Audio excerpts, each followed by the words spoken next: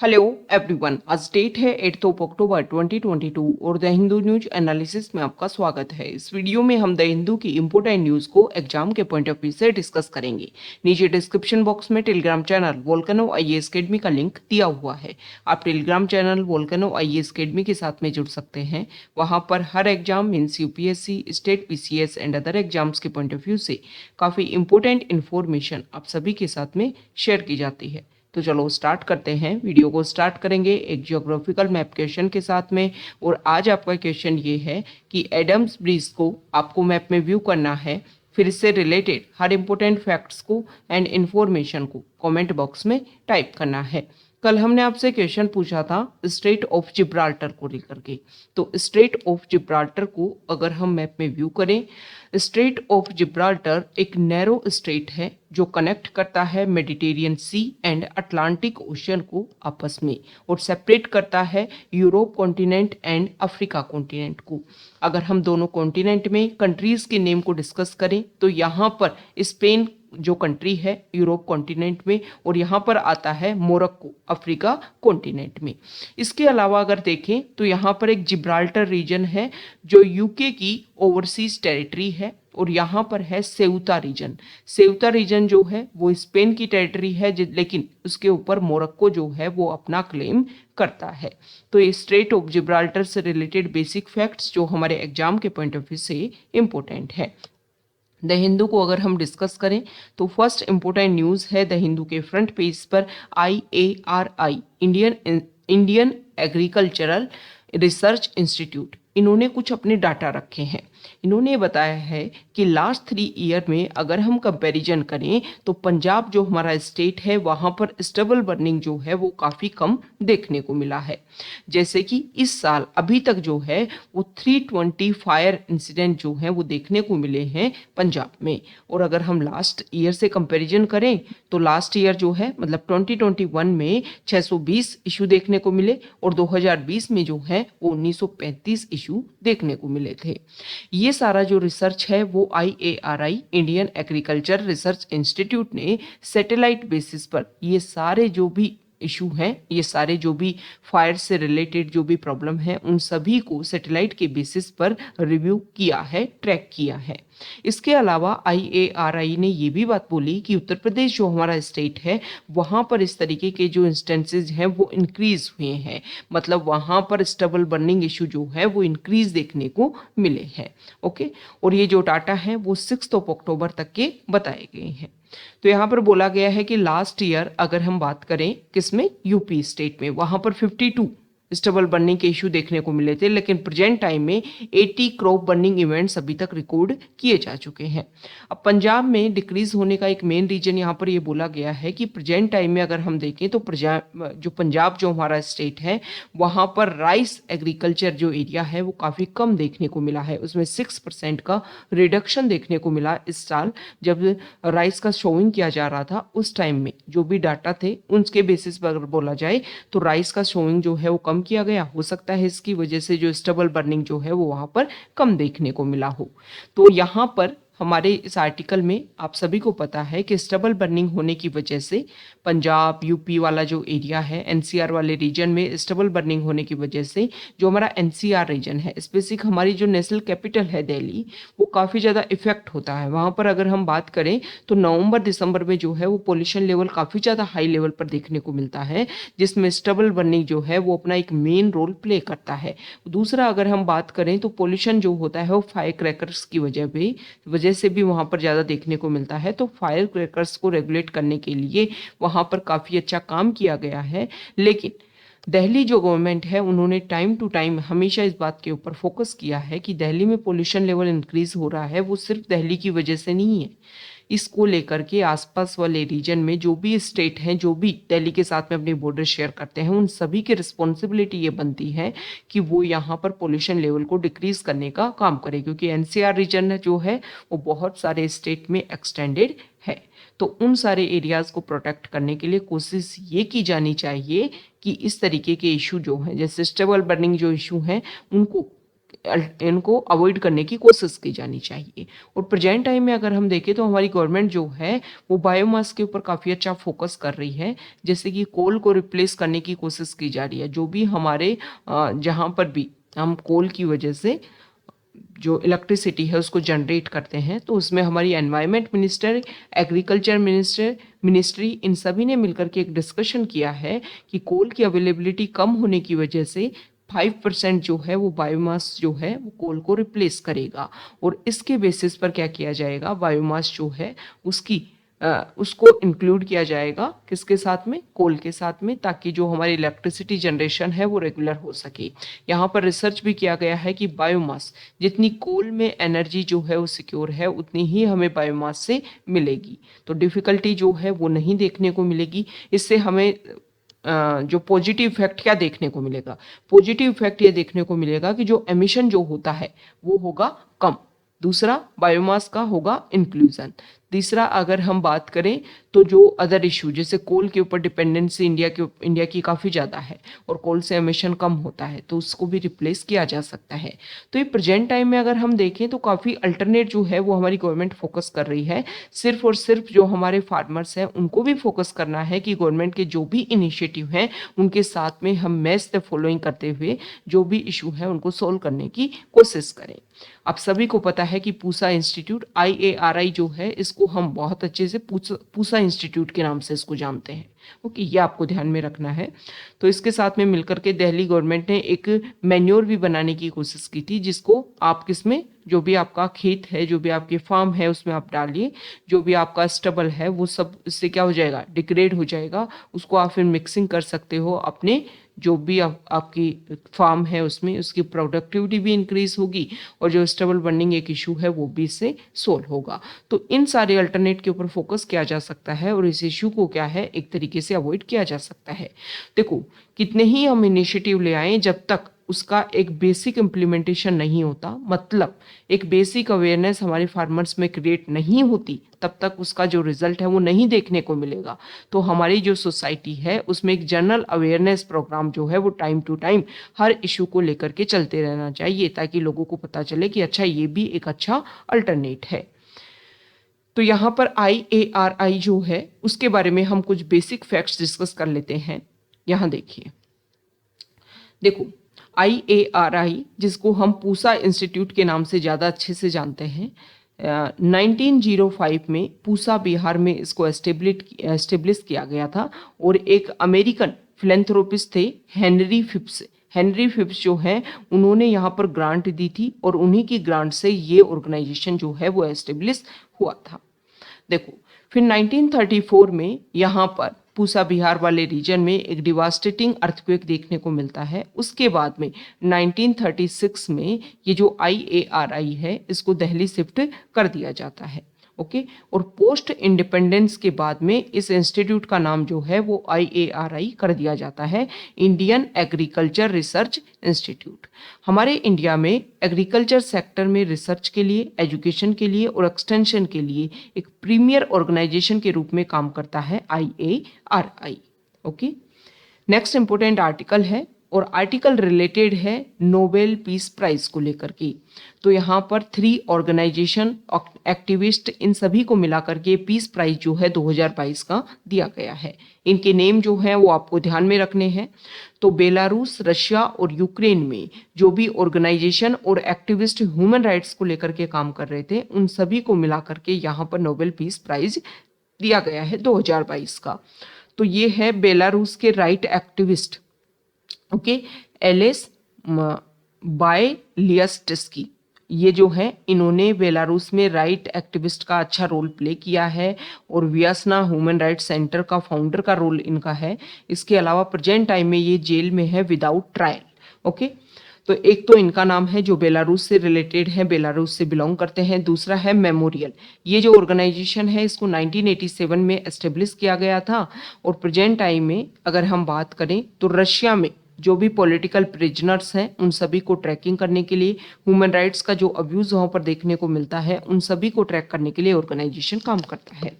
Next है centre for civil liberties. इनको जो है वो 2007 में इसको फाउंड किया गया था और यूक्रेन बेस्ड ऑर्गेनाइजेशन जो है इसको आइडेंटिफाई किया गया और प्रेजेंट टाइम में इन्होंने कुछ इंपॉर्टेंट स्टेटमेंट भी दिया था। Russia war crimes against the Ukrainian civilian population, इन्होंने इस तरीके का कुछ है वो डॉक्यूमेंटेड किया गया था। ओके, तो देखो प्रेजेंट टाइम में रशिया यूक्रेन वॉर जो है वो न्यूज़ में है, उसकी वजह से काफ़ी ज़्यादा इफेक्ट देखने को मिल रहा है। और नोबेल पीस प्राइज जो है वो भी रशिया यूक्रेन से रिलेटेड ऑर्गेनाइजेशन और बेलारूस से रिलेटेड जो पर्सन है उनको दिया गया है, तो एक तरीके से ज़्यादा इंपॉर्टेंट हो जाता है। तो आपको फोकस करना है और इनके जो भी नेम है वो आपको ध्यान में रखने हैं। नेक्स्ट यहाँ पर जो आर्टिकल है, तो देखो हमने पहले भी डिस्कस किया है कि हमारे इंडिया में प्रेजेंट टाइम में जो शेड्यूल कास्ट है उसके अपग्रेडेशन के लिए जो दलित कम्युनिटी है, दलित क्रिश्चियन जो हैं वो इसके लिए अपना रोल प्ले कर रहे हैं। टाइम टू टाइम वो प्रोटेस्ट कर रहे हैं कि उनको भी एससी में इंक्लूड किया जाए, जो शेड्यूल कास्ट है उनमें इंक्लूड किया जाए। तो यहाँ पर जो हमारा सुप्रीम कोर्ट है उन्होंने डिस्कशन किया था हमारी गवर्नमेंट से और गवर्नमेंट से पूछा था कि जो दलित क्रिश्चियन हैं उनको इंक्लूड क्यों नहीं किया जा सकता है शेड्यूल कास्ट में। तो इसको लेकर के जो हमारी सेंट्रल गवर्नमेंट है उन्होंने एक यहाँ पर बना दिया है अपना कमीशन और 3 मेंबर है इस कमीशन में, जिसमें एक्स CGI जो है KG बालकृष्णन जो है वो इसको लीड करेंगे। ओके, तो आपको इस तरीके के जो भी कमीशन बनते हैं वो आपको ध्यान में होने चाहिए। मेंस में आप अपने आंसर को कोट कर सकते हो इस तरीके के कमीशन के नाम के साथ ही साथ प्रीलिम्स में भी इस तरीके के क्वेश्चन पूछे जाते हैं, बहुत सारे एग्जाम में क्वेश्चन पूछे जाते हैं। ओके, तो आपको डायरेक्टली जो कमीशन का नाम है वो पता होना चाहिए। ये पता होना चाहिए कि जो भी कमीशन बना है वो कौन कौन सी रिकमेंडेशन के लिए बना है। तो आप सभी को पता है, हम पहले भी डिस्कस कर चुके हैं कि प्रेजेंट टाइम में हमारे इंडिया में अगर हम बात करें तो SC जो है शेड्यूल कास्ट जो है इसमें हिंदू, सिख और बुद्धिस्ट कम्युनिटी के जो भी दलित कैटेगरी है वो इसमें इंक्लूडेड है। 1950 का जो ऑर्डर है वो इसको क्लियर करता है कि 1950 के ऑर्डर के बेसिस पर जो हिंदू हैं उनको इंक्लूड किया गया था, लेकिन फिर 1956 में जो बुद्धिस्ट जो है, दलित बुद्धिस्ट जो हैं उनको भी इसमें इंक्लूड किया गया और फिर 1990 में जो है वो दलित सिख जो है 1956 में दलित सिख को इंक्लूड किया गया और फिर 1990s में दलित बुद्धिस्ट जो हैं उनको इंक्लूड किया गया था। 1953 में काका कालेलकर कमीशन जो बना उन्होंने अपनी रिकमेंडेशन दी और उसके बेसिस पर इंक्लूजन हुआ। फिर जो है वो हाई पावर्ड कमेटी देखने को मिली, उन्होंने रिकमेंडेशन दी, उसके बेसिस पर बुद्धिस्ट को भी इंक्लूड किया गया। तो यहाँ पर ये बोला जाता है कि जब बुद्धिस्ट, सिख और हिंदू इनकी दलित कम्युनिटी को इंक्लूड किया जा रहा है तो फिर दलित क्रिश्चियन को क्यों नहीं। तो इसको लेकर के गवर्नमेंट जो है वो 1936 का इंपीरियल ऑर्डर जो है उसके बारे में बात बोलती है कि उसमें क्रिश्चियन को इंक्लूड करने की बात नहीं रखी गई थी। ओके, तो यहाँ पर जो क्राइटेरिया है उसको लेकर के डिस्कशन की बात की गई है कि क्राइटेरिया जो है वो इस तरीके से होना चाहिए कि हर रिलीजन में जो भी डिग्रेड कम्युनिटी है उनके अपग्रेडेशन के लिए, उनके अपलिफ्टमेंट के लिए ये सारे काम किए जाए। और ज़रूरी भी है, हमारे कॉन्स्टिट्यूशन के जो आर्टिकल्स हैं, राइट टू इक्वलिटी, इन सभी को हमें अगर एक्सेस करना है तो हमें इक्वलिटी सोसाइटी में लानी ही होगी। और इक्विटी लाने के लिए सभी को रिसोर्सेज जो है वो भी इक्वल प्रोवाइड करने होंगे। और रिसोर्सेज इक्वल कब प्रोवाइड होंगे? जब सोसाइटी में एक इक्वलिटी लेवल रहेगा। तो इसी के ऊपर अगर हमें फोकस करना है और जो भी इश्यूज को हमें सोल्व करना है, जो हमारी सोसाइटी को कई सारे पार्ट्स में डिवाइड करने की कोशिश करते हैं, तो इन सभी को हम सोल्व किस तरीके से कर सकते हैं? इन तरीकों को सोल्व इस तरीके से कर सकते हैं कि जो भी प्रॉब्लम है, जो भी इनइक्वलिटी है, उनको खत्म किया जा सकता है। ओके, तो अब यहाँ पर 2 साल का यहाँ पर टर्म दिया गया है इस कमीशन को कि 2 साल में आपको अपनी रिकमेंडेशन देनी है, आपका जो भी रिजल्ट है वो क्लियर होना चाहिए। ओके, नेक्स्ट इंपॉर्टेंट आर्टिकल है एडिटोरियल पेज पर, और यहाँ पर जो फर्स्ट आर्टिकल है वो अभी हमारे इंडिया की जो ग्रोथ रेट रखी है 2022-2023 के लिए, तो इस आर्टिकल में बताया गया है कि इंडिया की जो ग्रोथ रेट है वो 7.2% रहेगी। रिजर्व बैंक ऑफ इंडिया ने अपने प्रोजेक्शन के बेसिस पर ये बात बोली थी और इंटरनेशनल मॉनेटरी फंड ने फोरकास्ट किया था 8.2%। तो यहाँ पर अगर हम बात करें तो लास्ट ईयर एक तरीके से कोशिश की गई थी और इस चीज़ को लेकर के कि इंडिया की ग्रोथ रेट जो है वो काफ़ी ज़्यादा रहने वाली है। लेकिन अभी वर्ल्ड बैंक ने ये बोला कि इंडिया की जो रिकवरी जो है कोविड के बाद में हम देखें वो इक्वली नहीं है, इवन नहीं है। ऐसा नहीं है कि सभी जगह जो है वो ग्रोथ रेट बराबर देखने को मिल रही है। तो इसकी वजह से बहुत सारे एरिया बेसिस पर जो इशू हैं वो क्रिएट हो रहे हैं। तो इस आर्टिकल में बताया गया है कि पहले फोरकास्टिंग जो है अच्छे लेवल पर की गई, लेकिन रियलिटी बेसिस पर आते आते देखा गया कि जो ग्रोथ रेट है वो ज़्यादा नहीं है और उसमें भी अनइवन लेवल देखने को मिल रहा है। तो हमारी जो गवर्नमेंट है उसको फोकस करना होगा और इस बात के ऊपर ज़्यादा स्पेसिफिक उनको प्रेशर क्रिएट करना होगा कि जो हमारी जो भी ग्रोथ रेट है वो इक्वली हो पाए और जो भी इशू है उनको इक्वली ट्रीट किया जा सके। और इक्वली ट्रीट कब किया जा सकेगा? जब इस सभी एरियाज में जो प्रॉब्लम है उनको इक्वली फेस किया जा सकेगा। यहाँ पर जो आर्टिकल है वो इंडिया में जो नियो बुद्धिस्ट मूवमेंट है उसके बारे में बताया गया है। राइटर का यहाँ पर ये बोलना है कि देखो 1956 में 14 अक्टूबर 1956 को अगर हम बात करें तो यहाँ पर हर साल जो है अक्टूबर में बहुत सारे लोग जो हैं वो नागपुर में जो दीक्षा भूमि है वहाँ पर इकट्ठे होते हैं डॉक्टर भीमराव अंबेडकर को होमेज पे करने के लिए, क्योंकि ये जो हिस्ट्रिक डे है इसमें डॉक्टर भीमराव अंबेडकर और लगभग 500,000 उनके जो फॉलोअर थे उन्होंने बुद्धिज्म को यहाँ पर एक्सेप्ट किया था। ओके, डॉक्टर भीमराव अंबेडकर ने उनके अगर व्यूज़ की अगर हम बात करें तो उन्होंने बहुत सारे रिलीजन जो है उनके ऊपर फोकस करने की कोशिश की। सॉरी। तो वहाँ पर जो भी हर रिलीजन में जो भी इनइक्वलिटी फेस होती थी, जो भी इशू थे, उनकी वजह से काफ़ी ज़्यादा इफेक्ट देखने को मिला। लेकिन बुद्धिज़्म जो रिलीजन है उन्होंने काफ़ी ज़्यादा उनको अट्रैक्ट किया और ये चीज़ें शो करती है कि बुद्धिज़्म जो है वो इक्वली तरीके से ट्रीट किया जाता है उसमें सभी लोगों को। तो इस आर्टिकल में बताया गया कि 1956 में बुद्धिज़्म की तरफ जो है इंडिया में इतना ज़्यादा एक तरीके से क्या देखने को मिला, अट्रैक्शन देखने को मिला, लेकिन टाइम के साथ में जो है वो संख्या रेगुलर नहीं रह पाई। प्रेजेंट टाइम में अगर हम बात करें तो हमारे इंडिया में बुद्धिस्ट की जो संख्या है वो काफ़ी ज़्यादा कम है, कुछ एरिया में ही स्पेसिफिक फोकस्ड है। तो फोकस ये किया जाना चाहिए कि न्यू बुद्धिस्ट मतलब बुद्धिज्म में भी जो एक न्यू लेवल पर जो बुद्धिज्म है उसमें फोकस किए जाने की ज़रूरत है। प्रेजेंट टाइम में हमारे इंडिया की जो जो पॉलिसीज़ हैं उनमें जो भी बुद्धिज्म के जो भी इम्पोर्टेंट प्रिंसिपल्स हैं उनके ऊपर फोकस किया जा सकता है कि किस तरीके से वो इक्वलिटी सोसाइटी में सभी को इक्वल तरीके से ट्रीट करना, इन सब के ऊपर फोकस करते थे ताकि जो एक कन्वर्जन देखने को मिलता है वो भी ना देखने को मिले और हमारे जो इंडियन वैल्यूज़ हैं वो भी एक तरीके से क्या हो गए, कंजर्व हो सके। नेक्स्ट इंपॉर्टेंट आर्टिकल है पेज नंबर 8 पर और यहाँ पर जो फर्स्ट आर्टिकल है यहाँ देखिए। देखो, आप सभी को पता है कि महाराष्ट्र जो स्टेट है वहाँ पर काफ़ी ज़्यादा इश्यू है। आप सभी को पता है कि एकनाथ शिंदे जो पहले शिवसेना से बिलोंग करते थे उन्होंने अपना एक अलग ग्रुप बनाया, अपने साथ के जो भी मेंबर ऑफ लेजिस्लेटिव असेंबली थे उनको साथ में लिया और बीजेपी के साथ में मिलकर के उन्होंने गवर्नमेंट बनाई। ओके, दूसरी तरफ अगर हम बात करें तो दूसरी तरफ है उद्धव ठाकरे जो पहले वहाँ के सीएम थे।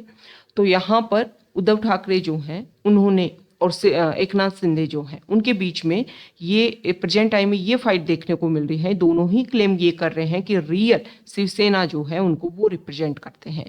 तो यहाँ पर इलेक्शन कमीशन ने भी उनकी तरफ से क्लेरिफिकेशन माना है, क्योंकि अभी जो इलेक्शन वहाँ पर लोकल की जो इलेक्शन होने वाले हैं तो इसमें कौन जो है वो शिवसेना के सिंबल को यूज़ करेगा, तो इसमें इलेक्शन कमीशन जो है वो अपनी बात रख सके और जो भी इशू है उनको सोल्व कर सके। नेक्स्ट यहाँ पर जो आर्टिकल है हमारे जो नेक्स्ट सीजीआई हैं उनकी रिकमेंडेशन की यहाँ पर बात की गई है। हमारे प्रेजेंट टाइम में जो सीजीआई हैं 49 नंबर के यू ललित, उनसे क्वेश्चन किया गया है कि आप अपने सक्सेसर का नाम जो है वो क्लियर कीजिए ताकि जो हमारे नेक्स्ट सीजीआई 50 नंबर के उनका नेम जो है वो सामने आ सके। तो यहाँ पर अगर हम देखें कि सीनियोरिटी के लेवल पर अगर हम देखें तो हमारे जो जज हैं प्रेजेंट टाइम में मिस्टर चंद्रचूड़ जो हैं वो हमारे नेक्स्ट सीजीआई होंगे। ओके, नेक्स्ट इंपॉर्टेंट आर्टिकल है यहाँ देखिए डीवाई चंद्रचूड़ जो है वो नेक्स्ट सीजीआई की लाइन में है। नेक्स्ट इंपॉर्टेंट आर्टिकल, एक सेकेंड,